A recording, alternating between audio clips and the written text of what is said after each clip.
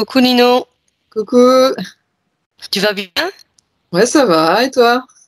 Ça va mieux, petit à petit. Oui, oui, ça va beaucoup mieux par rapport à la semaine dernière. Là, ça va. C'est Bon, pour tant ça qu'on mieux. fait l'enquête ensemble. Eh ouais. Ouais, tout à fait. Donc, bah, écoute Nino, si tu veux bien, ben, on va commencer. Mhm. Allez, c'est parti. Donc là, nous allons travailler donc sur une nouvelle session proposée par la Team Griffasi Academy. Et la session porte le numéro 125. Le protocole, donc évidemment, est composé d'une partie fixe avec des questions à poser. Là, on ne peut pas du tout, investiguer par rapport à ça. Et ensuite, il y a la fameuse partie libre. Et là, ben, on ira investiguer toutes les réponses que tu m'auras apportées. Ok. Ça va? Donc, tu me confirmes bien, Ninon, tu ne connais pas du tout le sujet proposé cette semaine. Ah non. Bah, c'est parfait. Ben, si tu es prête, Ninon, ben, je t'invite à t'installer confortablement. Et quand tu es prête, tu me le dis. Mhm. Tu es prête? Très bien. Alors, comme d'habitude, Ninon, je vais compter de 5 à 1 et ensuite de 1 à 3. Allez, c'est parti. Je commence. 5. À partir de maintenant, Ninon, tu te concentres uniquement sur ma voix. N'importe quel bruit autour de toi t'invite à te détendre davantage. 4. Prends une profonde inspiration et tu relâches. Tu sens l'air qui entre par la bouche et l'air qui en ressort. À chaque mouvement respiratoire, ton corps se détend davantage. 3. Ton corps devient de plus en plus lourd. À chaque respiration et à chaque parole que je prononce. 2. Tu t'enfonces, Ninon, de plus en plus profondément dans un état de détente absolue. Un état bénéfique pour toi, pour ton corps et ton esprit. Et 1. Maintenant, Ninon, je vais compter de 1 à 3. Et à 3, tu te connectes au mot OGM. 1,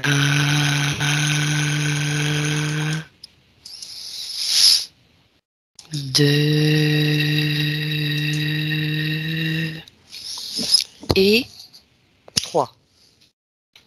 Ça va, Ninon? Mhm. Tu te sens bien? On peut commencer la question 1 du protocole? Allez, c'est parti. Alors, je compte de 1 à 3. Et à mon 3, connecte-toi avec les fréquences vibratoires émanées par tous les aliments OGM, c'est-à-dire génétiquement modifiés par l'homme, présents sur notre planète par rapport à l'ici et maintenant. 1, 2, 3. Dis-moi ce que tu vois, Nino. N'hésite pas, si tu veux, je répète la question. Non, c'est bon. Mhm. J'essaie de me concentrer sur cette temporalité-là, parce que j'étais partie un peu dans le passé, donc... D'accord.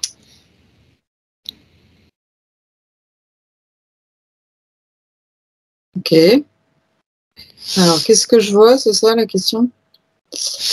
Tout à fait. Par Pour rapport aux l'instant, je vois fréquences, beaucoup de choses, hein. allez, déjà, tu me cites tout ce que tu vois. Je vois du maïs, des poireaux, des oignons, tous les trucs qu'on utilise, surtout des légumes, hein. D'accord. Surtout des légumes. Je sais pas pourquoi, pour l'instant, c'est les légumes qui viennent, hein. D'accord, Et les pas de souci. condiments. Légumes et Alors, condiments, oui. je vois des champs avec des traits, là, des champs où on utilise des machines. Oui. Voilà.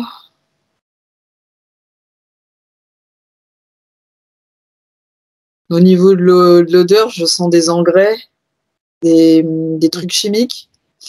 Mhm. Là, je vois un espèce de gros fruit. Et ouais, c'est la recherche de la perfection. Ouais, c'est ce qui me vient maintenant, là. D'accord. Et la De la consommation fête. aussi. Mhm.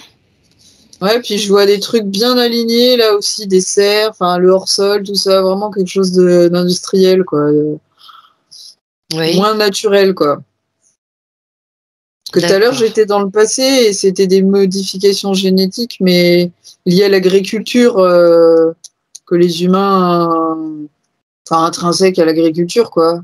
Alors que là, bon, c'est vraiment poussé à son extrême, quoi.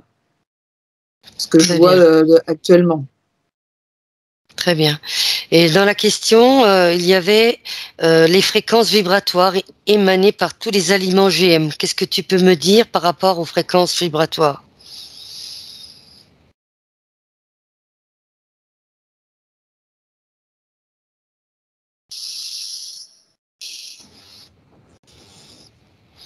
Selon la modification, le type de modification, c'est pas les mêmes fréquences. Ça va de faible à moyen, enfin de bas à moyen, si on veut. Mhm. Je dirais que ceux qui ont des modifications très avancées, c'est très peu nutritif. Donc ça va pas, ouais, c'est au niveau vibratoire, c'est vraiment pas. Puis on appelle ça la nourriture vivante ou quelque chose comme ça. On est loin de ça. Par Mhm. contre, les autres, ils arrivent quand même à garder un peu de propriété quand c'est moyennement modifié ou modifié par d'autres techniques que celles de Monsanto, par exemple. Tout à fait. Euh, Mhm. Quand c'est des trucs basiques, c'est un peu moins, comment dire, dénaturé. Mhm. Voilà ce que je peux dire pour l'instant. Très bien. Voilà, on continue. Je compte toujours de 1 à 3 cette fois.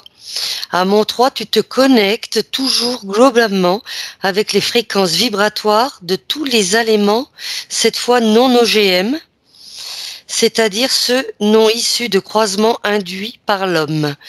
1, 2, 3.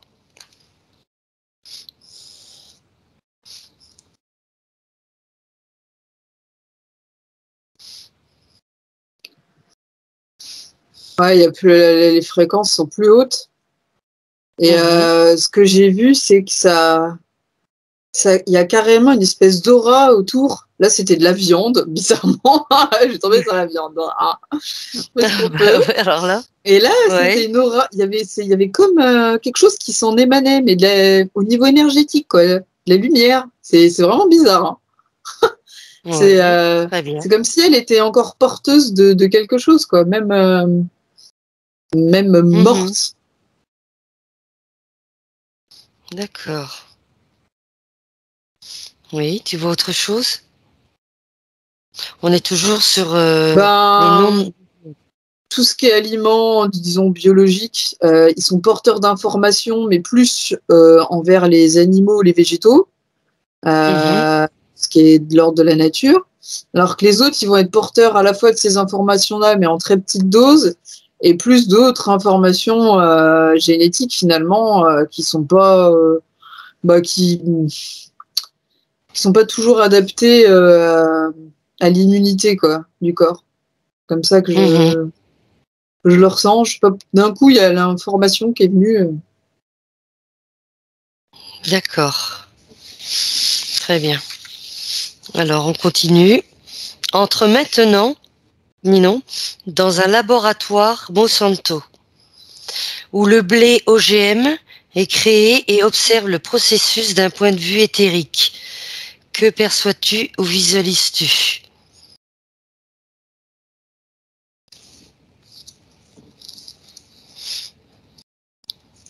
Alors, je vois des épis de blé qui sont alignés et Mhm.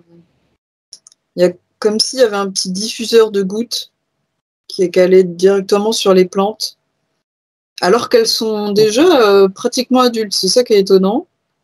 Et il y en a certaines, elles sont Ouais. comme comme dans une capsule, ou je sais pas trop comment dire. Je ne connais pas trop en jardinage. Ah. Mais ouais, elles sont sous Ouais. terre. En tout cas, elles sont protégées du froid, on va dire ça comme ça. Ouais, elles sont sous cloche, ouais. Voilà, cloche. Donc, C'était le mot que j'ai envie. épis de blé alignés, c'est ça que tu m'as dit, hein. Ouais, ils sont en Ouais, ligne. Et là, d'accord. pour moi, c'est sous serre. Hein. C'est pas du hors-sol, Mhm. mais il y a une serre. Sous serre, très bien. Diffuseur de gouttes, c'est Ouais. fait manuellement, c'est fait par quelqu'un? Non, non, c'est vraiment une machine. Enfin, c'est une machine. C'est un outil, quoi. Mm. Oui, c'est robotisé, quoi. Ça se fait, voilà, par robotisation. Bah, tu sais, c'est un peu comme le système pour les animaux, là, où quand tu pars en vacances, tu mets de l'eau et puis ça se diffuse petit à petit. Bah, j'ai l'impression que c'est un peu ça, tu vois. D'accord, très bien. Ouais. Tu vois autre chose dans ce laboratoire? Prends un peu de hauteur et regarde un petit peu sous un autre angle. Peut-être que tu verras autre chose. Les épis que je vois, ils sont verts, ils sont pas encore adultes. Ils sont grands, par contre, hein. Ils sont grands. Oui, vert et grand, oui. Moi, la première impression que j'ai eue, c'est bon, des aigreurs au ventre, mais bon, je suis intolérante au gluten, alors forcément, en fait pas. Oui, d'accord. Euh, Oui, non, pour l'instant, je vois pas plus là. Hein. Mm. c'est pas grave, ça reviendra. De toute façon, on y Mm, mm. reviendra. Qu'arrive-t-il à l'écosystème naturel lorsqu'un organisme végétal génétiquement modifié est cultivé? J'ai du mal à comprendre la question. Alors, on parle de l'écosystème. Ouais. Qu'arrive-t-il à l'écosystème naturel lorsqu'un organisme végétal génétiquement modifié est cultivé sur ce terrain-là, cet écosystème naturel? Qu'est-ce qu'il Si il lui les arrive à OGM, ils sont se... implantés dans un milieu naturel, c'est ça? Tout à fait. Ah, ok. C'est comme ça que je le perçois également.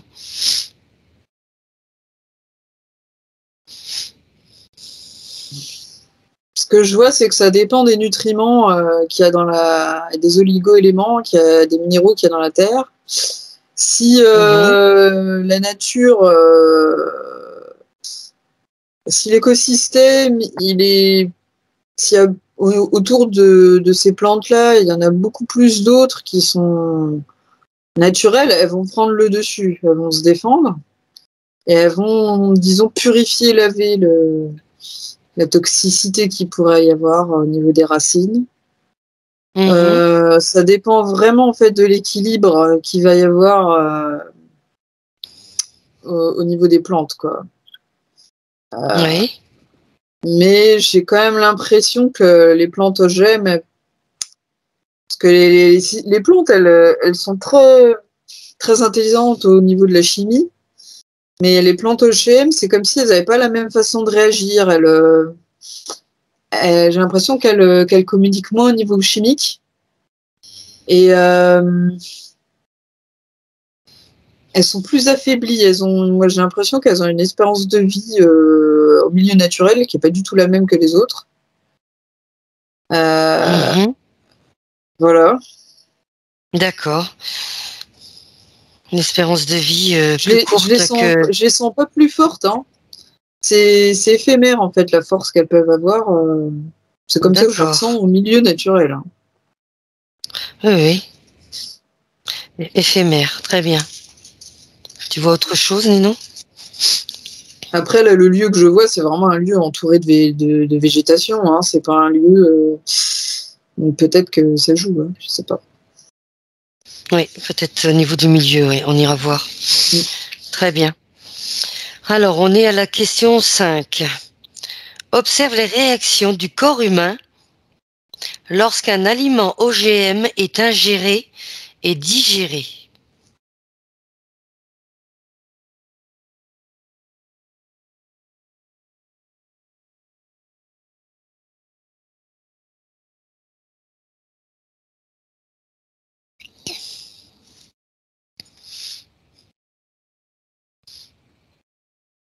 Ah, j'ai l'impression que ça laisse des traces au niveau de l'estomac au fur et à mesure du passage, comme Ouais.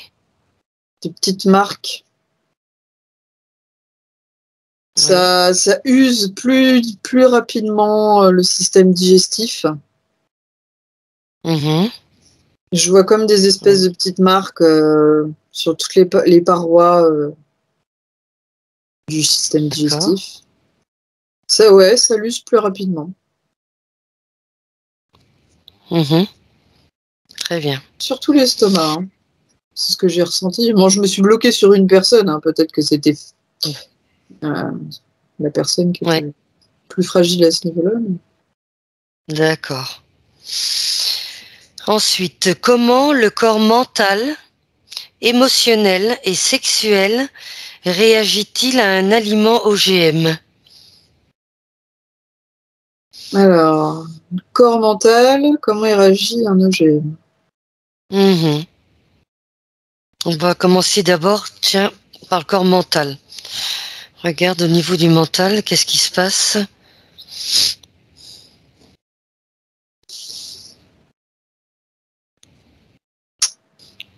Alors, des fois, ça dépend en fait.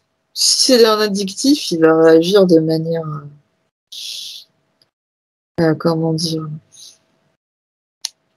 par conditionnement. Et mais je dirais que ça, c'est plus pour tout ce qui est sucré. Pour le Mhm. reste, pour tout ce qui est légumes et viande, je le vois de manière plutôt neutre. Il n'y a pas de. Oui. Le mental, il va plutôt être utilisé autour de l'apparence comment dire, de l'aliment. Comme il aura une belle apparence, ça va donner envie, mais quand il le Oui. mange, ça fait rien, quoi. Sauf si c'est Ça fait rien. sauf si dedans il y a des additifs comme la lysine de soja, des trucs comme ça, là, c'est autre chose. D'accord. Ouais.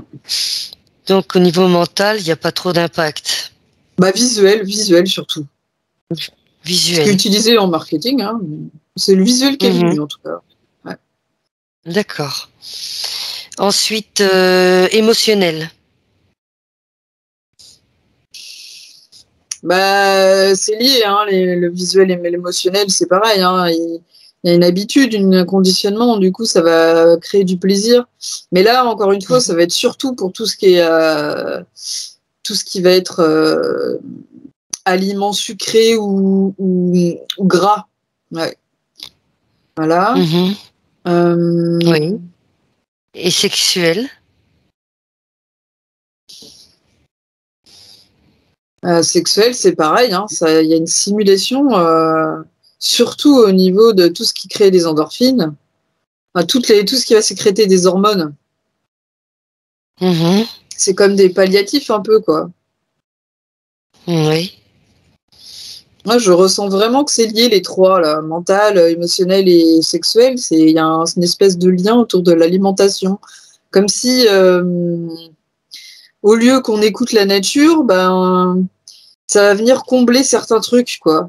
La nourriture, au lieu que ce soit juste par satiété, enfin, non, l'inverse de la satiété. Bref, Mhm. t'as compris. Oui, Et, tout à fait.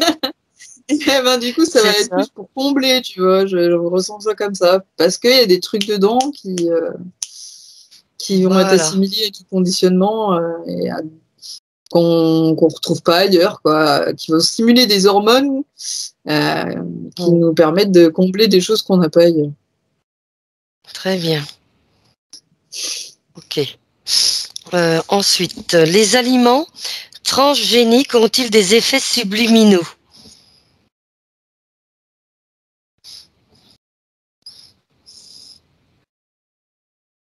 Je dirais Ouais, pas, partiellement. Mhm. Pas facile comme Euh, question, je dirais. Mm. ouais, c'est pas évident. Mhm. Subliminaux. Ouais, bah ça revient à ce que je disais tout à l'heure. Hein, de toute façon, Ouais. j'aurais plus tendance à tirer vers le conditionnement que vraiment les images subliminales. Bon. D'accord. Mm. Très bien. Allez, on continue. Donc, avec la question numéro 8. La production d'OGM peut-elle créer des maladies humaines? Oui, non ou partiellement? Ouais. Ah, c'est marrant parce que juste avant que tu m'en parles, dans ma tête, il y avait les neurones. Comme si ça pouvait faire des changements au niveau neuronal, comme quoi, hein, tu vois. Oui, tout à Donc, fait. je pense qu'effectivement, ça peut créer une dégénérescence au niveau du D'accord. cortex, enfin de la matière grise, on va dire ça comme ça. C'est ça. Et au niveau du reste du corps, ça accélère certaines maladies. Hein. Ouais, c'est clair. Moi, j'ai le cancer qui me vient, des maladies auto-immunes aussi. Oui. Et puis ça va créer des réactions immunitaires, donc certaines nouvelles maladies auto-immunes, comme par exemple les intolérances, quoi. Très bien. Les allergies aussi. L'énergie, oui. Ah, et puis du coup, ouais, effectivement, c'est des aliments qui vont concentrer l'énergie dans le ventre, et ça va au niveau énergétique, ça va pas non plus être bon parce que comment dire, ça bloque tout le côté intuitif, l'ancrage au corps. Enfin, c'est vraiment pas. Ouais. Ça aide pas à la bonne circulation énergétique et même au niveau du système limbique du corps, quoi. Très bien. Donc les maladies, tu me les as citées, très bien. Perçois-tu des maladies présentes dans l'écosystème naturel de notre planète, issues de l'agriculture transgénique?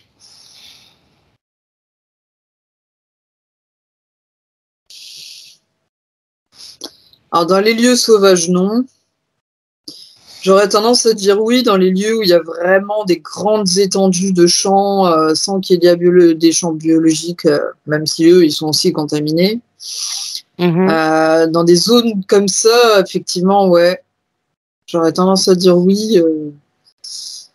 Une espèce d'accumulation dans le sol, quoi. Je vois comme une espèce de masse sombre là dans le sol. Ouais, c'est pas top. Puis j'ai l'impression que ça crée comme du gaz à l'intérieur, la fermentation. C'est bizarre, hein, ce qui me vient comme ça. Ouais. Fermentation, oui. Très bien. Parfait. Allez, on continue. Maintenant, à mon 3, revient au moment où le projet d'agriculture transgénique est né et décrit ce qui se passe. 1, 2, 3.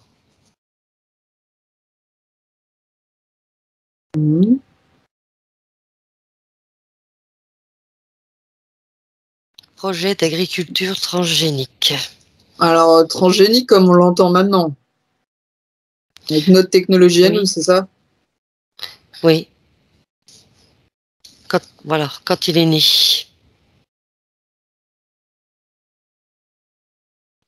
Ok.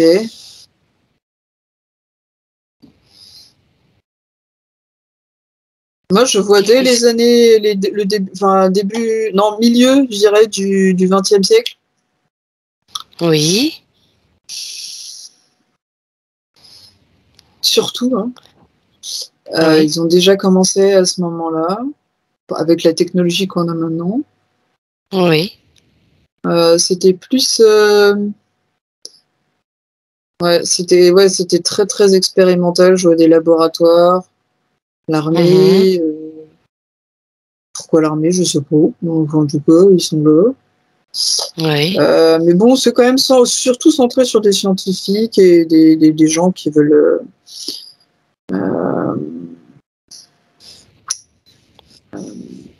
comment dire,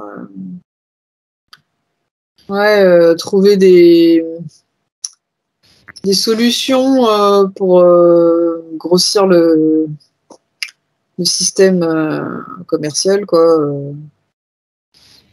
Voilà.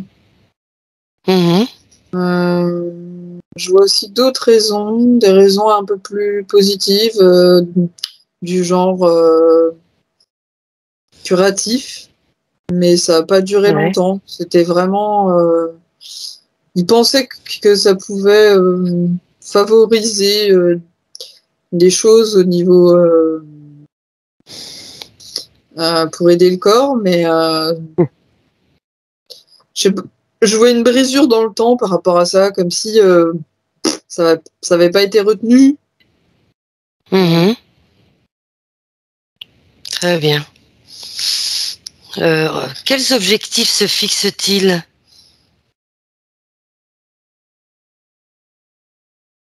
J'ai consommation, information, réseau, élargir, quoi, délocaliser. Ouais, la mondialisation qui me vient, le nouvel ordre mondial, tout ça. Ouais, voilà. Mhm. Très bien. Par rapport à l'ici et maintenant, ces objectifs ont-ils été atteints? Oh, bah oui, oui. En partie. Mhm. Oui. Il y a des Oui. gens qui se battent, mais globalement, ils ont réussi. Oui. Ça, c'est clair. Hein. Je sais qu'il y a de partout là sur la carte du monde. Hein. Très bien, ouais, donc en partie. Très bien. Tu Parce vois que autre sous chose? couvert de projets où on veut aider les pauvres en créant de l'agriculture dans des endroits improbables et tout, bah des fois ça cache aussi derrière d'autres projets qui sont pas forcément très cool, quoi. Comme ça que je ressens. Oui, oui, il n'y a pas de mal, ça c'est bien. Donc ensuite, la dernière question du protocole. Par rapport au moment présent, qui sont les véritables protagonistes de l'agriculture OGM? Bah, c'est marrant, hein, ce qui me venait tout à l'heure, c'était vraiment ceux aussi qui font des recherches pour tout ce qui est comment dire, création d'agriculture dans des endroits improbables, quoi, genre désert, montagne, enfin tout ce qui...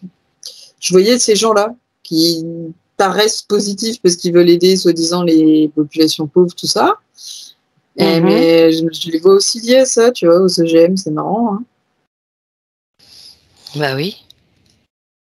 C'est-à-dire, tu peux développer? Quel est le lien que tu vois? Il y avait un mec qui m'est venu en tête, c'est un milliardaire là, qui a mis beaucoup de sous pour créer ce genre de terre, ce genre de projet de terre d'agriculture sur des terres arides. Alors, je sais plus son nom, hein, c'est pas Pierre Rabhi, hein. C'est quelqu'un qui a beaucoup plus de sous. Oui. Et puis, il est pas français. Bah oui, je me doute. Je ne saurais plus Ouais. dire son nom, mais c'est lui qui est venu en tête. D'accord. En tout cas, c'est une Donc, personne qui est pas loin de lui, quoi. Parce que c'est peut-être pas lui, mais en tout cas, c'est quelqu'un qui a le même profil, quoi. Enfin, des personnes, quoi. Pourquoi je dis quelqu'un? Je sais pas. D'accord. Donc, de terre aride pour y installer des cultures OGM.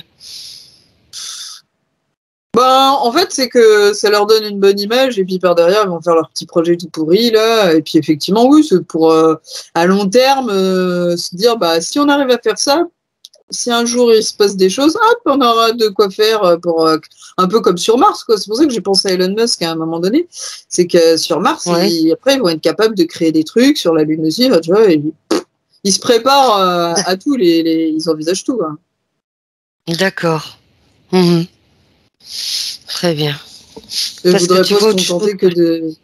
Bah, je pensais à la bouffe qu'ils ont, les astronautes, là, Ah ce qui est oui, lyophilisé, tout ça. C'est c'est comme s'ils ne ça. voulaient pas se contenter de ça dans le futur, quoi. Voilà. Ils aimeraient bien apprendre à reproduire l'alimentation de pas grand-chose, tu vois. À aller vers quelque chose de... Je sais pas comment dire.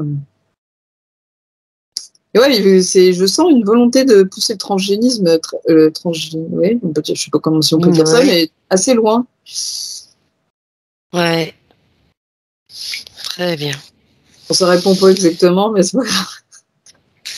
Non, mais de toute façon, on va peaufiner, il n'y a pas de souci. Ça va. Ouais. Il y aura d'autres réponses. Il y a pas de... Ça va aller. Je te connais. Alors, donc là, on a fini donc le protocole. Et maintenant, on passe à la partie libre. Et on va revenir alors au début avec la première question, avec les fréquences. Oui. Fréquences vibratoires émanées par tous les aliments OGM. Alors, d'où viennent les vibrations des plantes OGM? Je sais pas, ce qui me vient direct quand je zoome sur, c'est le noyau. Dans le noyau des cellules, hein, pas le noyau des. C'est au niveau cellulaire. C'est quelque chose qui réagit au niveau du noyau. Ça vient de l'idée de l'information, en fait. Ça envoie des informations qui sont pas très bonnes pour tout ce qui est vivant, en fait. Ça envoie des fréquences, comment dire, dissonantes, quoi. Elles sont pas circulaires, ondulatoires, elles sont un peu plus anarchiques, pas dans le sens positif, quoi. Chaotique, quoi, on va dire. Ouais. Donc, du noyau, hein, on est d'accord. Ouais, c'est ce qui m'est venu, noyau. Noyau. Très très bien. Ensuite, donc on est bien d'accord que tu me parles des aliments OGM, donc modifiés par l'homme. Et donc l'information que tu vas prendre un exemple, tu vas prendre un aliment quelconque, un légume ou ce qui te vient, qui au départ est naturel et ensuite modifié par l'homme. Regarde le processus, regarde quel type d'information a été injecté ou informé à cet aliment, ce légume. Dis-moi ce que tu as déjà comme légume. Alors, c'est un abricot. D'accord. C'est un fruit. Les informations qu'il a, c'est au niveau de son aspect. Il a légèrement plus gros que l'autre. Beaucoup plus. Sa couleur est plus vive. Par contre, il y a beaucoup plus d'eau. Il est moins nutritif. D'accord. Il a perdu en. Il a perdu en vitamines, en éléments, en oligo-éléments, pardon, en minéraux. D'accord, oui. Et son noyau, c'est pareil, il a perdu pas mal en capacité à nourrir. Voilà. Mais du coup, sa vibration, elle est pas. Ouais, elle est différente. Hein. Là, il émane moins d'énergie. Oui. Donc moins d'énergie, très bien. Donc l'information qui a été intégrée à cet abricot, c'est au niveau de la couleur, au niveau de la grosseur, sa au durée niveau de de vie l'aspect aussi. visuel. Ouais, Durée de vie. et la longévité. Ouais. Oui, très bien. Qu'est-ce qui se passe quand une personne ingère justement et digère cet abricot? Prends le cas d'une personne et dis-moi ce que tu vois au niveau de l'assimilation de cet abricot.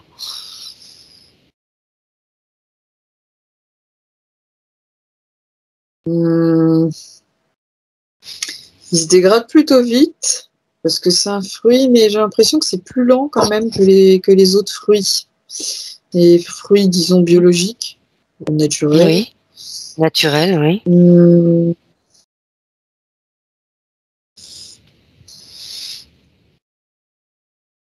Ouais, ils ont tendance à un peu plus fermenter.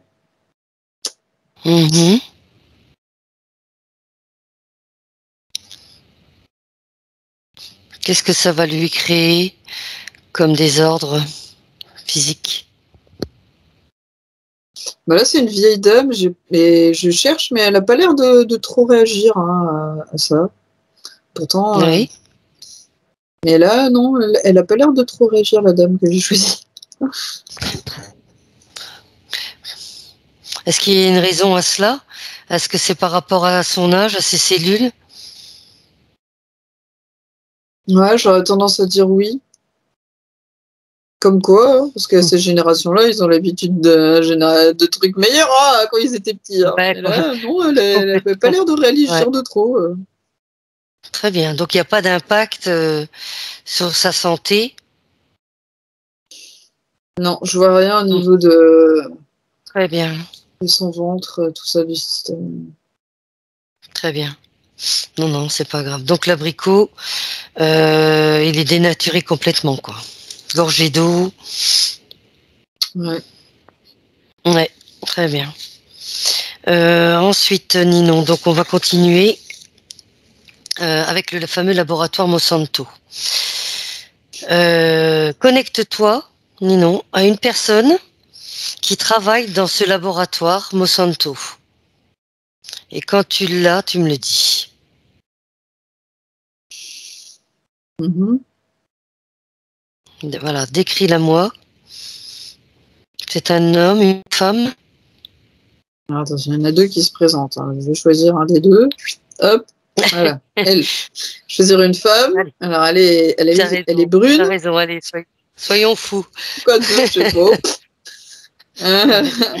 Alors là, voilà, je Oui, choisis une femme, du coup. très bien. Donc, quel âge a-t-elle, dis-moi? 23. Elle est toute jeune, Mm. 23 ans. Elle s'appelle comment? Aline. Très bien. Aline. Nous sommes en quelle année? 1900. Oh, 1948. Bon, d'accord. Ouais, très bien. Mhm. 1948. Ouais. Vérifie son ADN éthérique. Mhm. Elle est humaine? Ouais, ouais. Très bien. Je trouvais ça bizarre aussi, elle avait un vieux pull vert bizarre qui faisait un peu années 60, là. Bon, bah, je comprends bien. Ah bah oui, 1948, oui, tout à fait. Quelle est sa fonction, sa mission et son objectif dans ce laboratoire? Elle est ingénieure, enfin, c'est un mot actuel, mais disons que c'est l'équivalent à l'époque, quoi. Mhm. Euh, Oui, ouais, c'est ingénieur, une des quelle est sa rares. mission? Ouais. Elle s'occupe de l'eau. Oui, Ouais. Elle c'est-à-dire? s'occupe. Elle essaie de voir comment on peut cultiver ça avec le moins d'eau possible. Tout Mhm. en. Et puis, comment maintenir l'humidité pour que Ouais, puis au niveau génétique aussi, elle cherche à voir comment on peut changer l'aspect grâce à l'eau dans les aliments, quoi. Ouais, autour de Mhm. l'eau. Donc sa mission, c'est par rapport à l'eau, ouais, ouais. Dis-moi comment tu l'aperçois au niveau physique, d'un point de vue Elle est physique. mince. Elle est mince. Ouais, C'est une étudiante. ouais. Voilà. Et d'un point de vue Euh, psychique.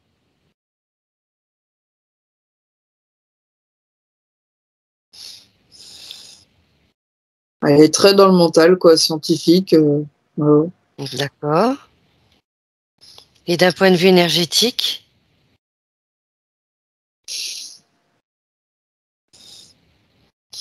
Un petit égrégore autour d'elle, autour de Monsanto, comme une espèce de, je sais pas comment dire, de croyance qui la guide un peu, tu vois. Mhm. Comme Oui, l'emprise un petit peu pas d'un dogme, mais d'un esprit d'entreprise, quelque chose comme ça. d'accord. Est-ce qu'elle connaît correctement tous les enjeux sur cette expérience? Non.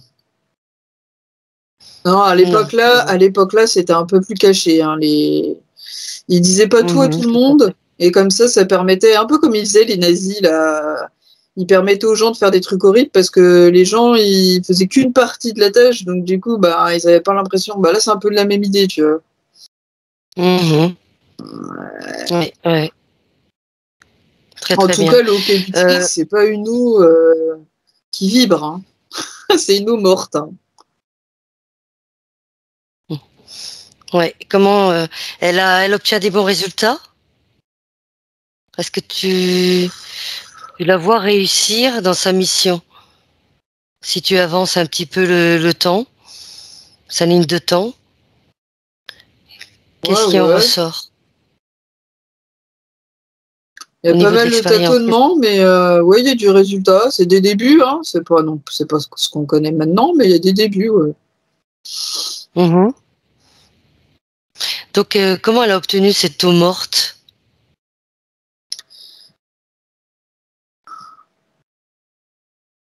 Tu dis qu'elle ne vibre pas, cette eau, elle est morte.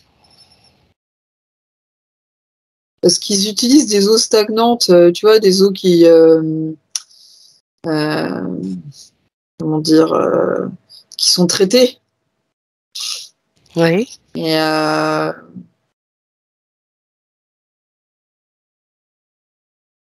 ouais. Mhm.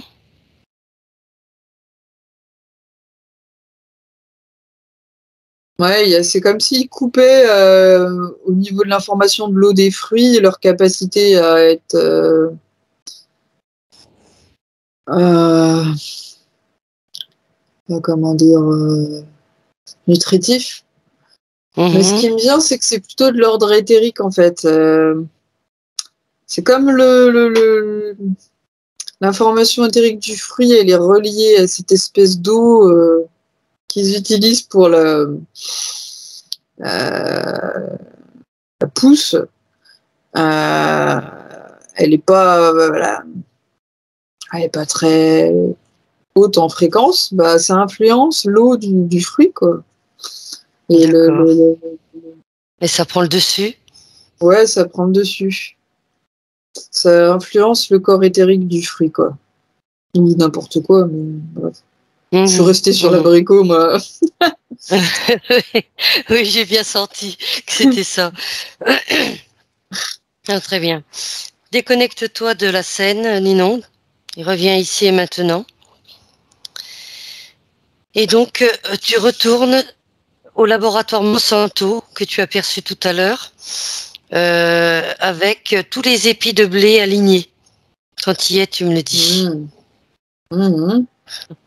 Voilà. Donc des épis de blé alignés, verts et grands, plus grands que les autres. Et au niveau des diffuseurs de gouttes, j'aimerais bien que tu regardes un peu plus en détail quel type de gouttes sont injectées dans ces épis de blé et pour quel motif. Alors, c'est pour qu'ils grandissent plus vite. D'accord?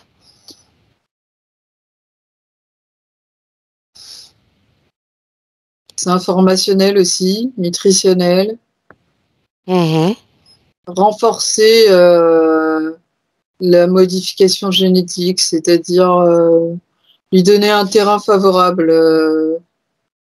parce qu'elle a plus de mal à se développer en milieu naturel, donc il lui faut un environnement adapté. Et donc ce liquide, il sert à ça. C'est un peu comme le liquide amniotique d'un bébé, tu vois. Bah là, Oui, il faut oui, qu'il soit adapté à ces nouvelles informations, quoi.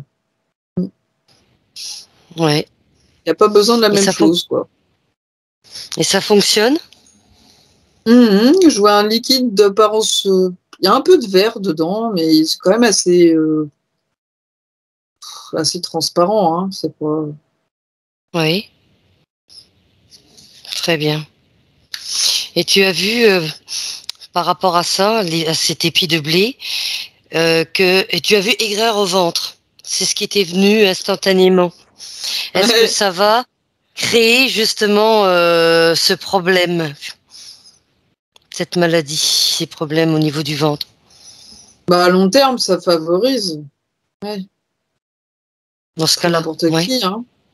Il y a des gens qui vont être plus oui, sensibles que d'autres, mais sur le long terme, ça touche tout le monde, hein, pratiquement.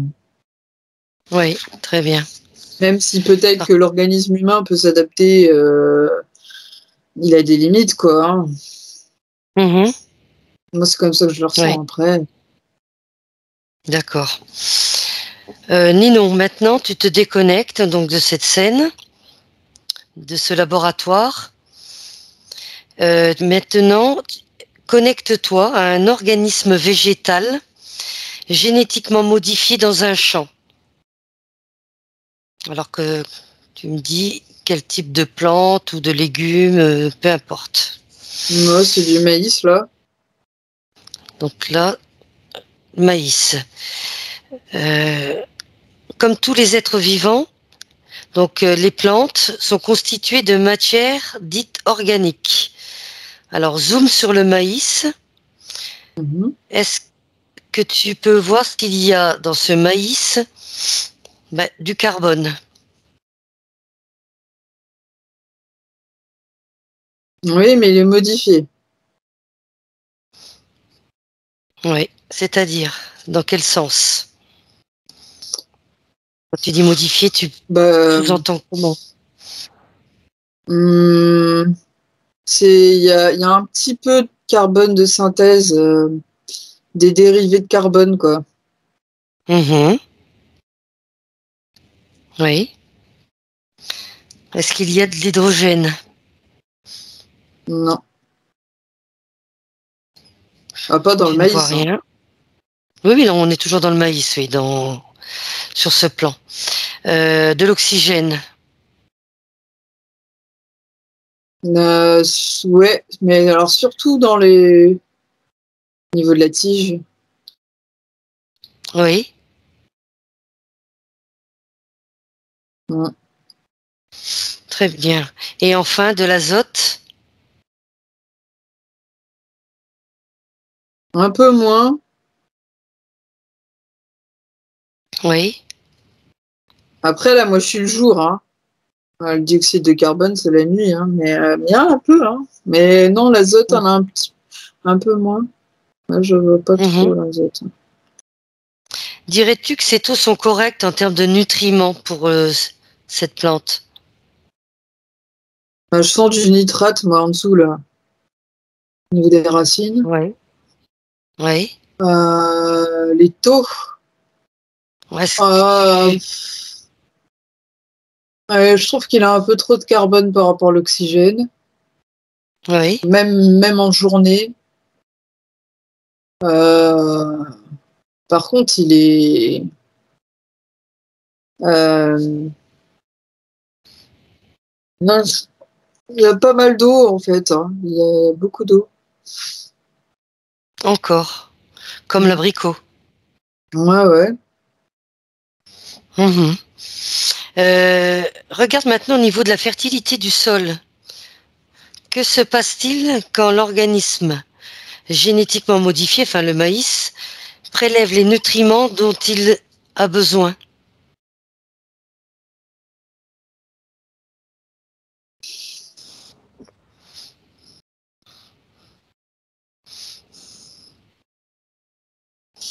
Disons il a une bonne capacité à avaler les nutriments. Oui. Mais comme l'eau, elle est pas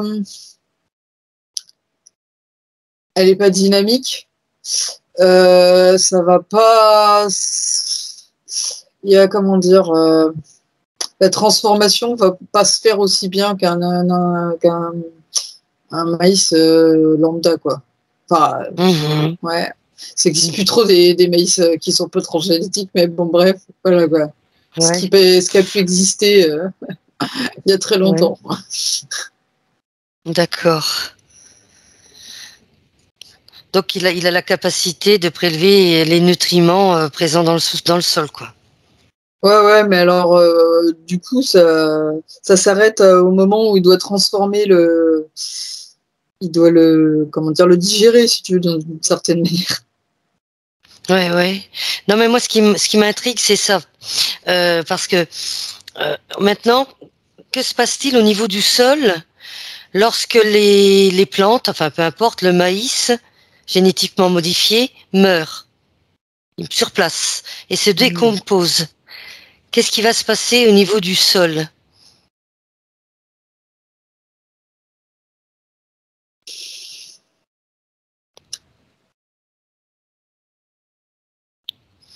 Bah déjà, le sol, il est pauvre, hein. Mais alors là, ça l'appauvrit encore plus parce qu'il n'y a pas de... Tu sais, ça fait pas comme dans la forêt, quand il y a quelque chose qui meurt, ça va nourrir la terre. Ça le fait, mais à moindre Complètement. mesure, quoi. Donc, au fur et à mesure, bah, la terre, elle se renouvelle moins bien. Enfin, je sais pas, Mhm. c'est pas... C'est assez pauvre. Oui, ça c'est pauvre. Il y a même une Très part de très bien. toxicité qui peut se créer, quoi. Je sentais les gaz tout à l'heure, là, une espèce de genre de fermentation, mais faut Oui, que ce tout soit à fait. au dose quand même, hein. Que ce soit vraiment du bon GM. Ouais, d'accord. Ouais, ouais. Donc il y a quand même toujours ce terme de fermentation euh, pour ces EGM en fait. Certains, Ça ouais. fermente, ça dégage le fameux gaz que tu disais, cette toxicité. Et ensuite la terre, elle est complètement appauvrie. Il n'y a plus rien qui peut pousser après dessus. Bah, c'est pas top. Déjà que je sens le nitrate là où je suis, alors ouais, Oui. c'est pas ouf, hein. Bah, s'ils Mm, veulent que mm, la Terre elle, soit comme avant, ils ont du boulot. mm. Oui, très bien. Ensuite, Ninon. Pour les réactions du corps humain lorsqu'un aliment OGM est ingéré et digéré. Alors j'ai une petite question. Est-ce que ça peut aller jusqu'à modifier notre génome? Ouais. Ah, moi, j'aurais tendance à dire Oui, oui. d'accord. Bah oui, parce que ça Qu'est-ce modifie que... les informations nutritives. Mhm. On a des neurones au niveau des intestins. Donc, sur le long terme, j'aurais tendance à dire que c'est probable. Ouais. Parce que ça va modifier notre lien à la nourriture et à sa capacité à nous nourrir. Donc, ouais. Mhm. Ouais. Mais je dirais pas que c'est direct, quoi. C'est pas. Ouais. Ça va se faire petit à petit. Ouais, voilà, c'est pas aussi direct que les nouvelles technologies actuelles, genre ARN messager ou je sais pas moi, truc comme ça, quoi. C'est pas aussi direct, quoi. Mhm. Donc ça peut modifier.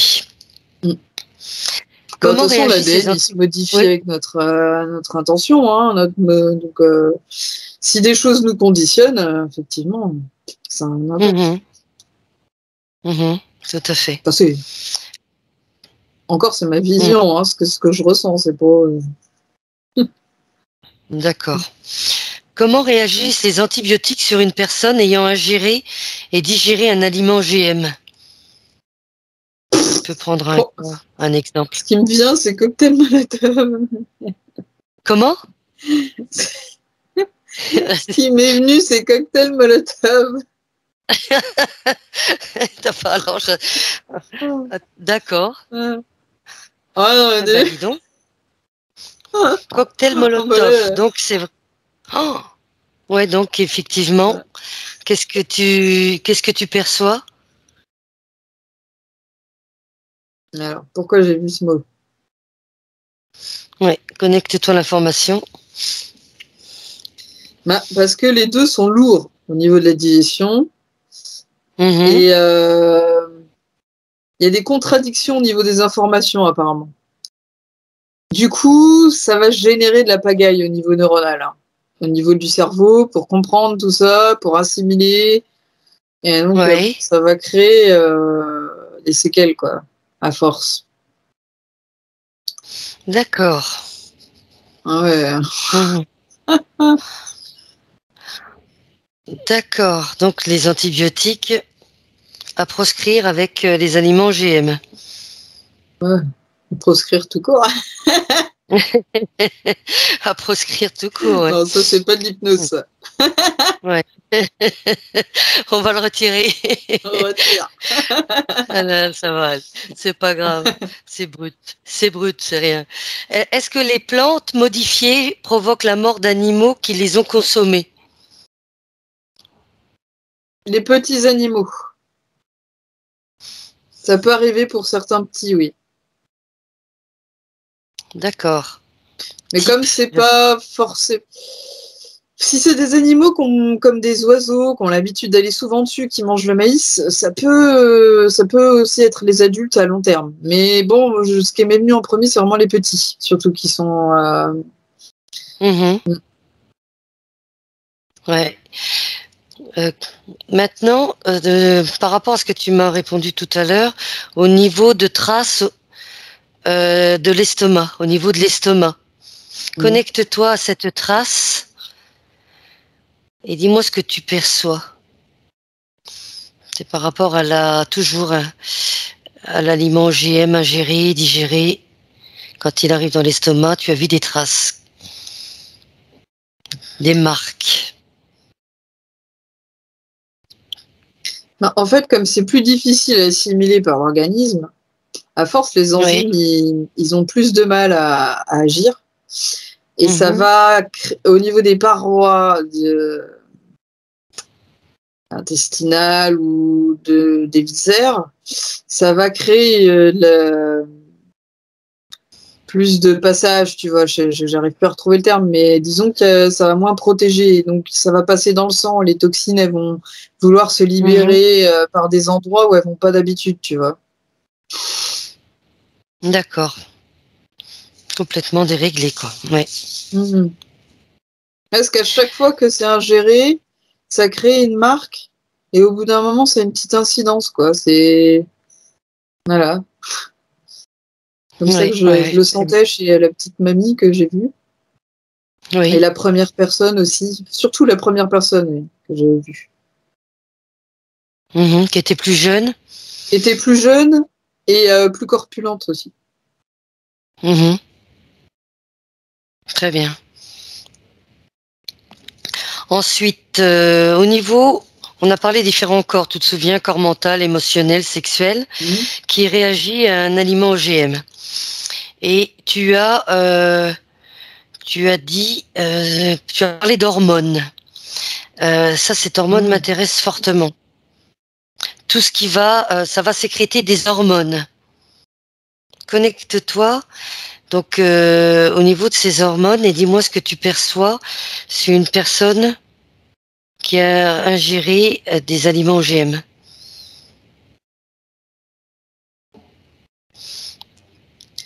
Ce qui m'intéresse, c'est hormones et stimulation. C'est ces deux mots qui sont plutôt intéressants.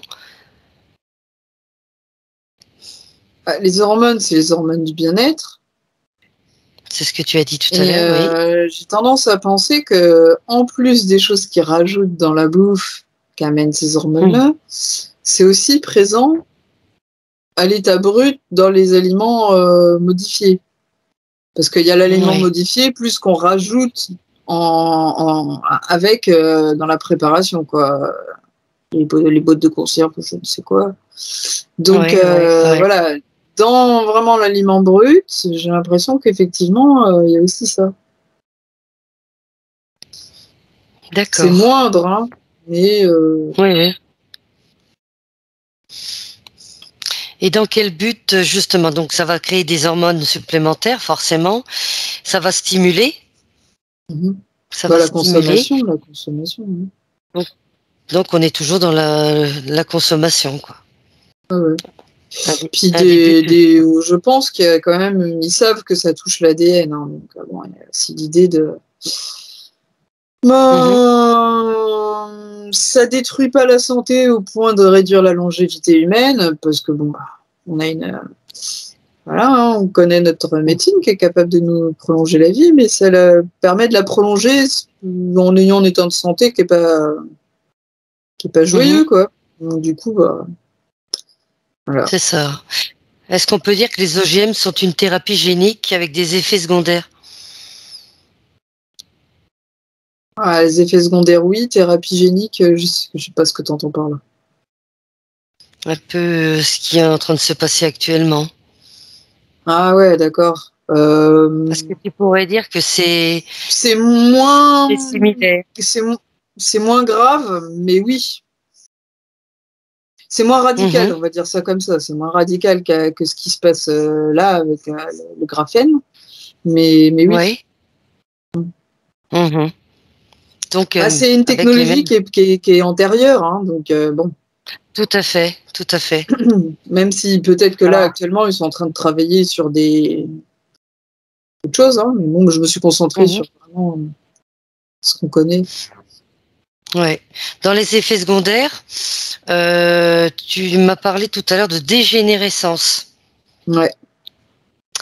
Regarde, connecte-toi aux neurones, justement, d'une personne impactée, très impactée par ces effets.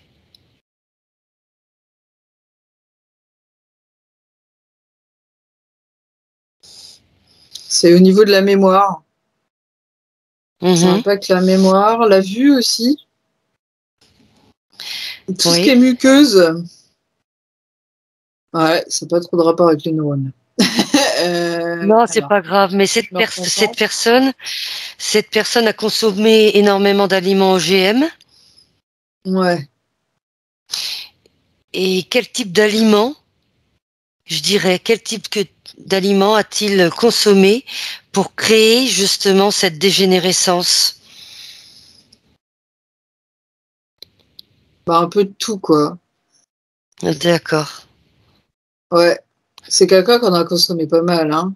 Et quelqu'un qui est dans un pays où ça existe depuis longtemps et où les taux sont plus importants que chez nous.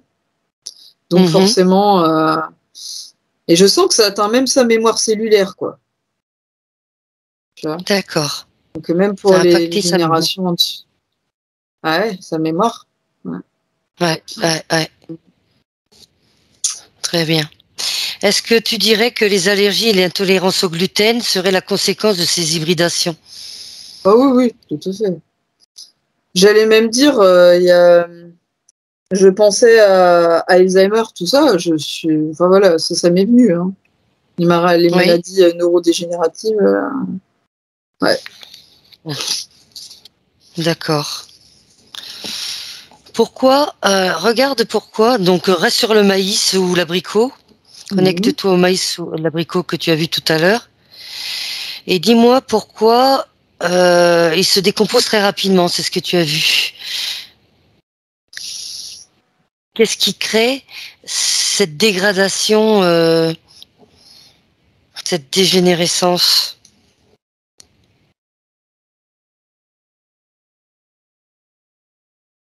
J'ai dit qu'ils se décomposaient rapidement.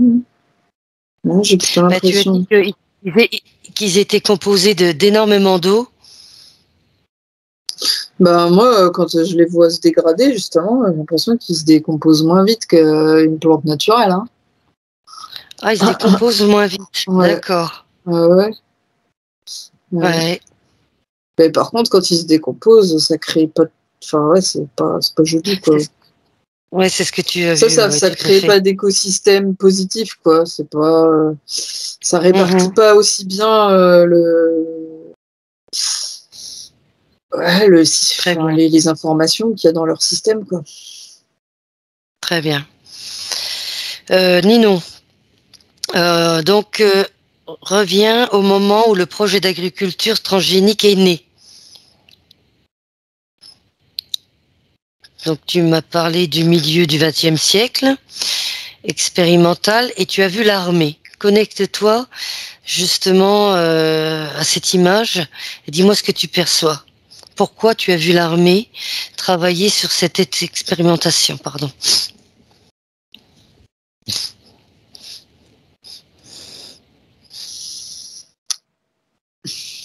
En fait, ça vient du colonialisme.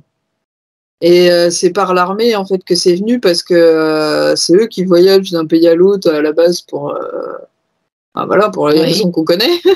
Et du coup, il y en a qui ramenaient en plus des colonialistes, ils ramenaient des trucs et tout, et ça leur comme il y en a qui sont plus ou moins liés avec le monde industriel.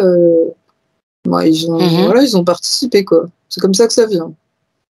C'est du fait qu'ils voyageaient plus facilement à l'époque. C'était quand même moins facile qu'actuellement pour tout le monde. Et du coup, Voilà, ils ont ramené des aliments, enfin, ils ont participé à l'idée de mondialisation de Très l'aliment, bien. quoi. Oui. Très très bien. Est-ce que tu vois des personnes qui essaient de lutter contre ces multinationales? Ah oui. Il y en Enfin, a ils beaucoup. sont à 20%, je dirais. Voilà, c'est ce que j'allais te demander en pourcentage. 20%, ouais. Très bien. Euh, Ont-elles des chances de réussir, ces personnes-là? Dans un siècle Est-ce à peu qu'il y a près, un... moi je vois dans un Oui, siècle des mouvements un peu plus conséquents. d'accord. Dans ce qu'il y a de plus probable, hein, bien sûr. Hein. C'est pas une Mhm. certitude. Hein. Oui, oui. Très bien. J'ai une autre question. Jean Toby, c'est un pépiniériste et quelques agitateurs utilisent de l'eau réinformée pour redonner son véritable pouvoir, ses véritables propriétés aux plantes et semences. Connecte-toi à lui et dis-moi ce que tu perçois par rapport à cette information. Si j'ai bien compris, lui, il reprogramme l'eau, c'est ça? Oui, il réinforme l'eau, effectivement, pour redonner son véritable pouvoir aux plantes. Sur des trucs OGM? Oui, D'accord.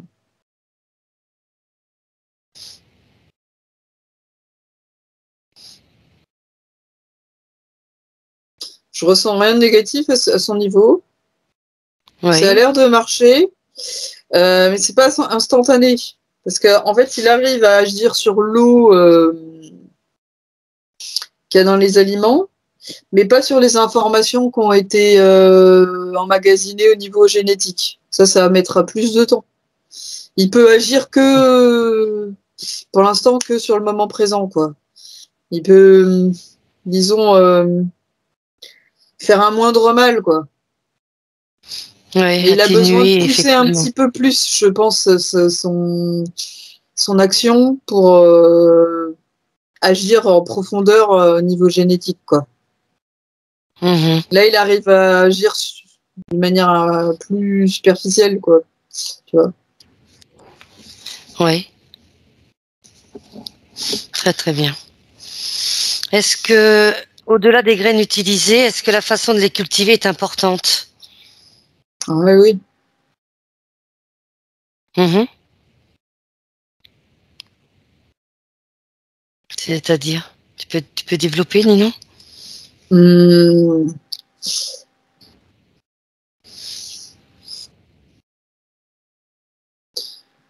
bah, disons que si on rajoute des produits toxiques, c'est voilà, Tout à forcément, fait, ça va avoir un oui. impact plus. Voilà. Mhm. Si on utilise la permaculture sur des trucs OGM, non, je vois pas de Oui, différence. Même non, avec la permaculture, je vois pas de différence. Par contre, si on laisse la nature tranquille, bon bah voilà, hein, à reprendre dessus. Ça, dans ma tête, c'est depuis tout à l'heure, c'est oui, ça qui vient. oui, Mais ouais, si on modifie la culture, la permaculture va pas changer grand-chose. Mais par contre, si on rajoute des trucs toxiques, bon bah là, ah bah, oui. déjà que l'aliment il est moins fort au niveau de l'immunité, alors là, ça l'achève. Hein. Mhm. Oui, tout à fait. Écoute, moi je pense que on a fait le tour de toutes les questions.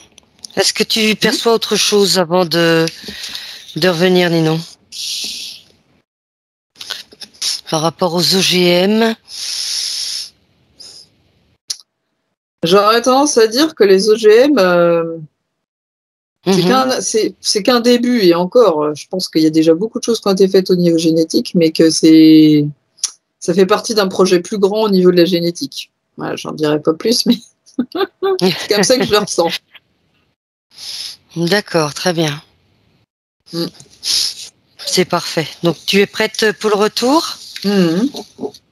Parfait. Allez, c'est parti. Donc tu te déconnectes de tout ce que tu as vu, perçu et entendu. Tu te déconnectes, Ninon, de tout et de tous. Et tu commences par prendre une profonde inspiration et tu relâches. Prends un instant pour toi, uniquement pour toi. Imprègne ton esprit de pensée positive et tu en profites pleinement.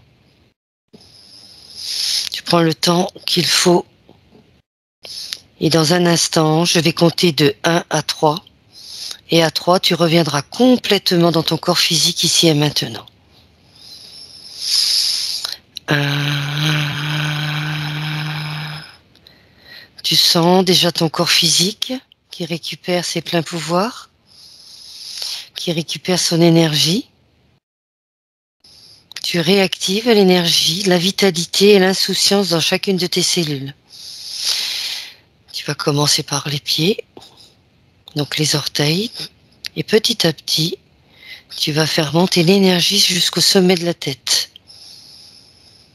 Et tu sens que toutes tes cellules sont réactivées. 2. De plus en plus réveillé, tu commences à bouger ton corps, tes mains, tes pieds. Tu sens l'énergie circuler dans tous les muscles de ton corps. Et tu sens aussi que tu as beaucoup plus d'énergie qu'avant, encore plus de vitalité. Donc tu en profites aussi par moduler tes fréquences, tu sais bien faire. Et à 3, tu pourras ouvrir les yeux quand tu te sentiras prête et tu seras complètement ancrée et de retour parmi nous. Voilà. T'es bien réveillée, ça va? Ça va. Alors le sujet t'a passionné? Pas Bah facile écoute, c'est comme un sujet. sujet que c'est vrai, j'ai pas énormément connaissance dessus, donc ça va. C'était bon, il y a un peu, mais du coup, c'était intéressant de d'avoir les infos brutes Complètement. comme ça. Tout à Ouais, fait, ouais. voilà. Non, c'était plutôt pas mal. Non, franchement, tu m'as donné de bonnes informations, comme d'habitude, Ninon.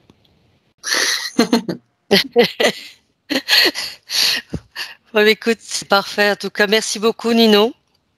Bah, de Et rien. puis, à, et puis à bientôt pour une Ouais, prochaine session. ouais, bientôt. Allez, salut, bisous, Ninon. Ciao. Benvenuto a questo nuovo video di Disclosures. Oggi parliamo della cosiddetta sessione di ipnosi investigativa. In realtà non esiste una sessione di ipnosi investigativa. Non che non si possa fare investigazione di ipnosi, però è che non esiste una sola sessione di ipnosi per dire si è fatta investigazione, per prendere quell'informazione come buona. Perché? Sappiamo intanto che l'informazione che arriva in ipnosi è molto contaminata, la percentuale di inquinamento dell'informazione è altissima. Pensate a questa informazione che viaggia per tantissime dimensioni, attraversa densità, passa per coscienze che volontariamente o involontariamente possono distorcerla e poi arriva infine alla persona che sta in ipnosi, che ha una coscienza, ha una mente, ha un'esperienza e interpreta questa informazione secondo la sua struttura mentale, secondo le sue credenze, che per quanto si possa essere più o meno liberi mentalmente, liberi pensatori, sempre c'è una parte subliminale che interpreta in base all'educazione ricevuta, alla cultura e perché no, anche tutte le esperienze di esistenze passate che ancora lasciano un segno in noi. Per capirci, è come se dovessimo parlare con un'altra persona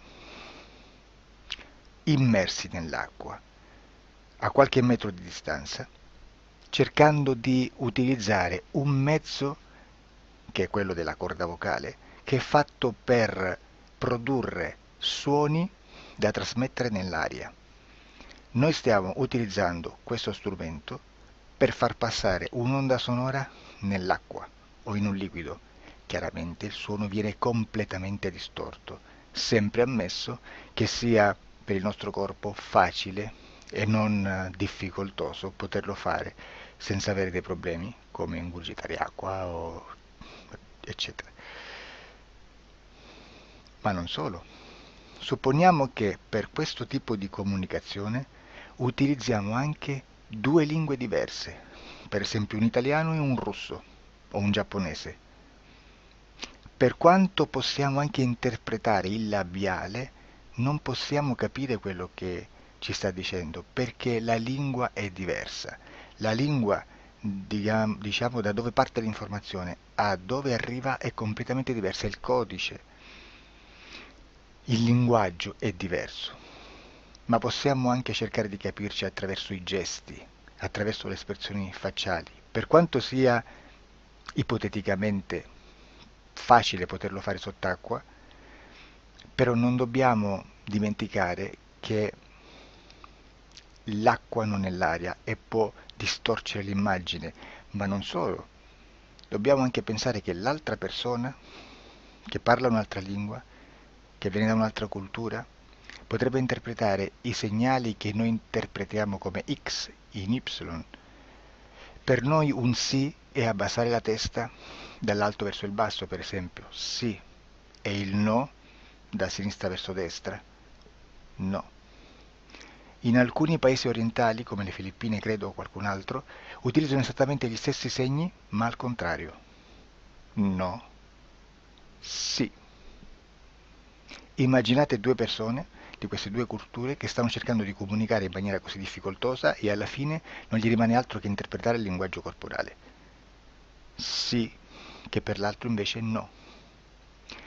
Cosa voglio dire con questo esempio estremo? Che l'informazione da dove parte a dove arriva viene completamente deformata.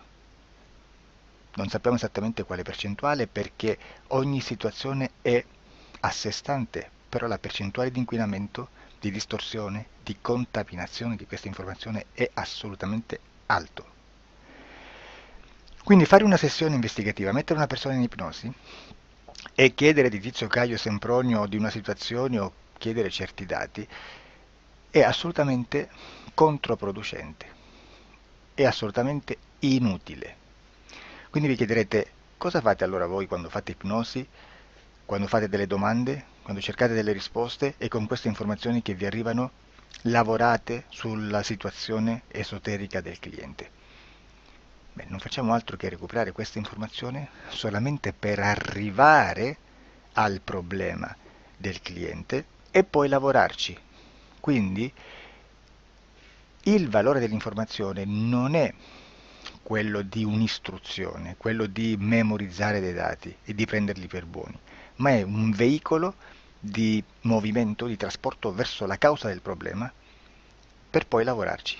Quindi lo scopo di questo tipo di informazione che si prende dalla singola sessione è completamente un altro. Come si fa quindi? Investigazione in ipnosi. Il lavoro non è semplice, il lavoro è lungo, difficoltoso, stancante.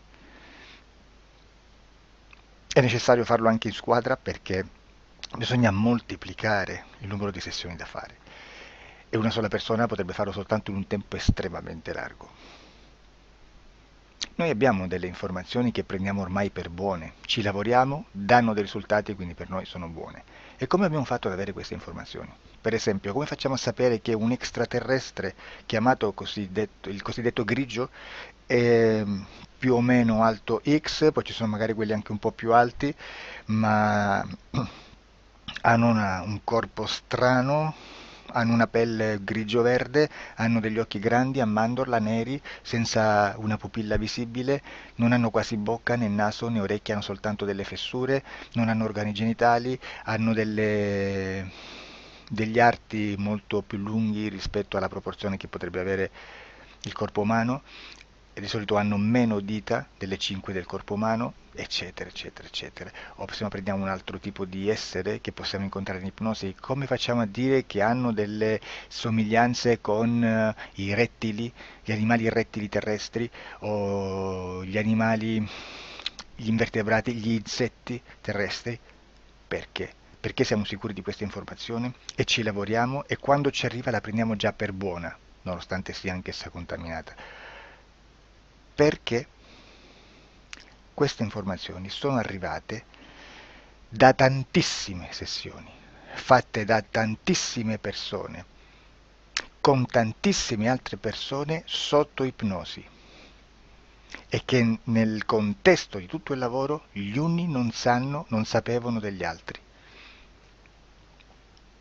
Questo dato può essere più o meno rilevante, sempre c'è contaminazione, e quindi possiamo prendere per buono anche un gruppo di lavoro dove l'uno possa sapere dell'altro. Ci potrebbe essere una contaminazione del contesto di quel gruppo di lavoro, ma si aggiunge semplicemente una piccola percentuale di questa contaminazione a già la grande che esiste. Non è così impossibile lavorarci.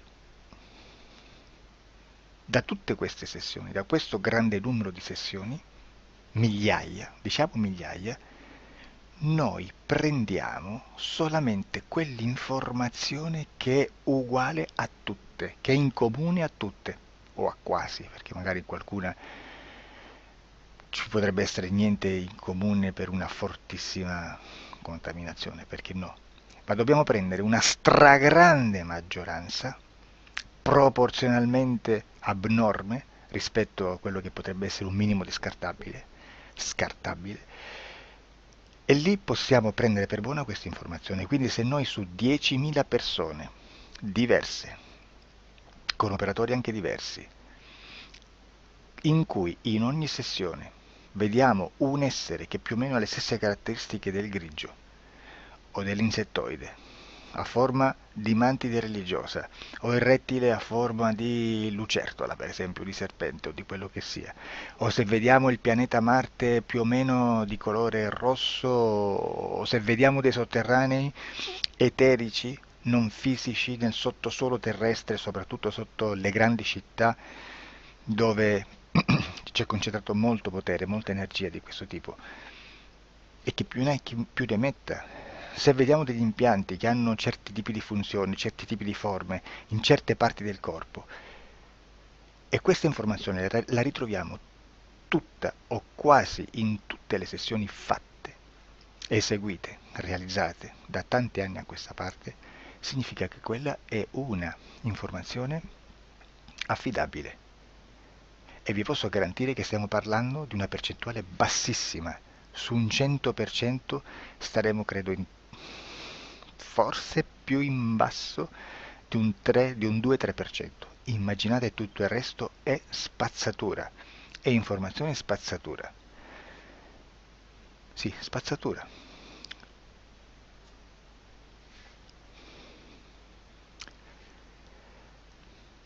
C'è anche un'altra cosa da dire. Supponiamo che un operatore faccia un'ipnosi e voglia andare a vedere cosa fa Tizio, cosa fa Caio, cosa fa Sempronio. Arrivano delle informazioni e si dice che Tizio è biondo, Caio è zoppo e Sempronio è uno sportivo.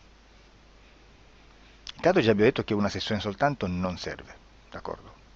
Ma poi c'è da dire che una coscienza, un essere, in ambiente subliminale, la sua parte subliminale potrebbe non dare autorizzazione a questa fuoriuscita di informazioni. Mi potreste dire, e allora tu quando chiedi agli esseri cosa fanno, cosa non fanno? Beh, intanto la prendo sempre con le pinze, perché abbiamo sempre detto che tutto è molto contaminato e mi serve solo per dirigermi da una parte. Ma c'è anche da dire che se un essere interferisce con l'altro, ha aperto un canale di comunicazione a cui non può ovviare, a meno che non lo recida, non lo annulli. Quindi quando io faccio la domanda a un essere, se lo faccio attraverso l'interferito, mi arriva l'informazione per un canale aperto che sottostà alla volontà dell'interferito. Sulla volontà dell'interferito parleremo in un prossimo video disclosures. Però, se io voglio fare un'investigazione sopra Tizio, Caio e Sempronio, che non hanno nessun collegamento, nessuna interazione e nessuna interferenza con il soggetto con cui io sto realizzando l'ipnosi, non è detto che mi arrivi questa informazione. Assolutamente. Potrebbe esserci completamente un muro. Come potrebbe esserci informazioni perché quell'altra parte potrebbe autorizzare comunque. Ma non è detto.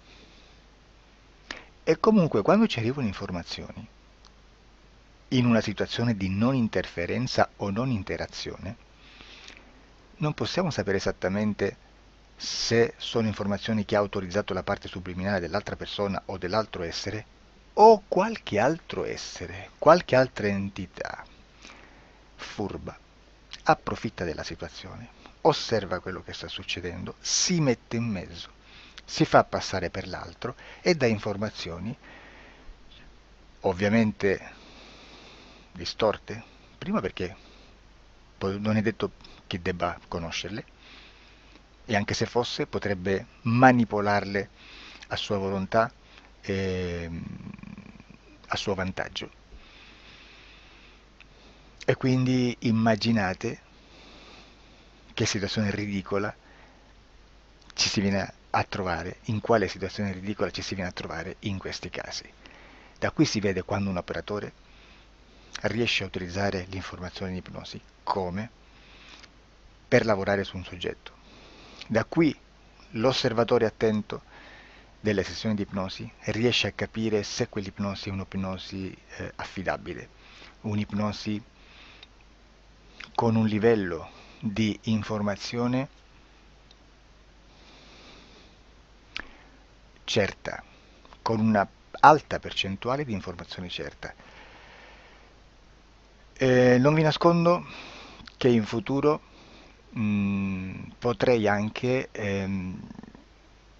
impostare un lavoro per decifrare che livello di certezza di informazione c'è in un'ipnosi, analizzandola e spiegando il perché, spiegando i meccanismi di analisi di un'informazione in ipnosi, che poi anche è molto istintivo.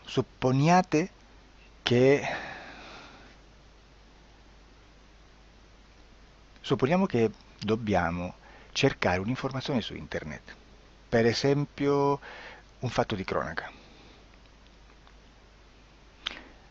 Voi preferite mettervi su un sito ufficiale? A caso. L'ANSA in Italia,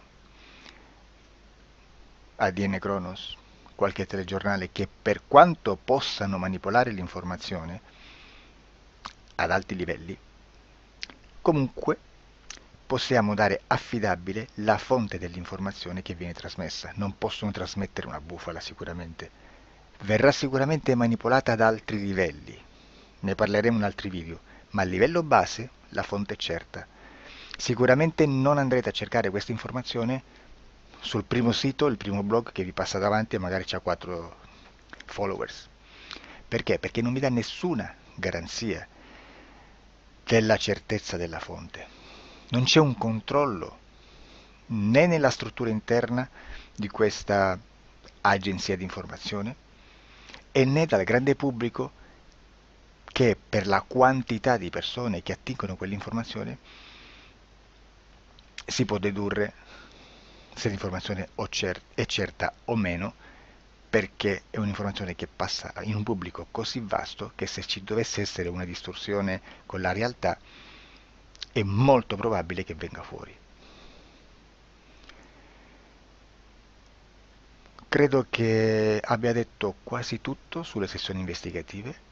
Prima di chiudere aggiungo che proprio per questo stiamo conducendo dei cicli di investigazione in ipnosi regressiva che comprendono tante sessioni con persone diverse, con una buona o eccellente suscettibilità ipnotica sicuramente, per poter indagare su spazi ristretti su alcuni temi. Perché dico spazi ristretti? Perché se andiamo a prendere eventi grandi nel tempo, nello spazio, storici, Parlare di qualcosa di molto generico implica una quantità di sessioni abnorme.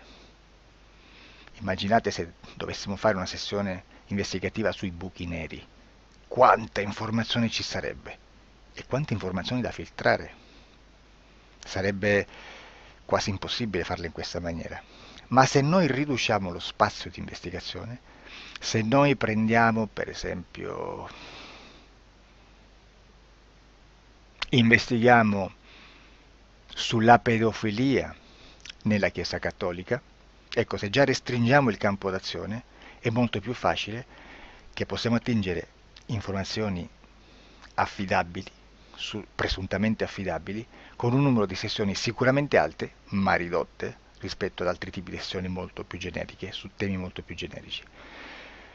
Quindi per fare anche delle investigazioni su temi molto generici bisogna suddividerli in temi, in dettagli, per poi alla fine, quando tutta l'informazione è stata filtrata ed è stata dedotta l'informazione comune, si possono mettere insieme per cominciare a costruire il quadro, mettere insieme tutti i puzzles. Questo è il vero senso dell'informazione in ipnosi, quando si fa ipnosi investigativa. La sessione per risolvere una problematica, un problema, con una presunta origine esoterica di un cliente, di una persona, è un'altra cosa, sono altri metodi, altre tecniche e l'informazione si usa in un'altra maniera, ha un altro scopo. Grazie, ci vediamo al prossimo video. Disclosure. Ciao.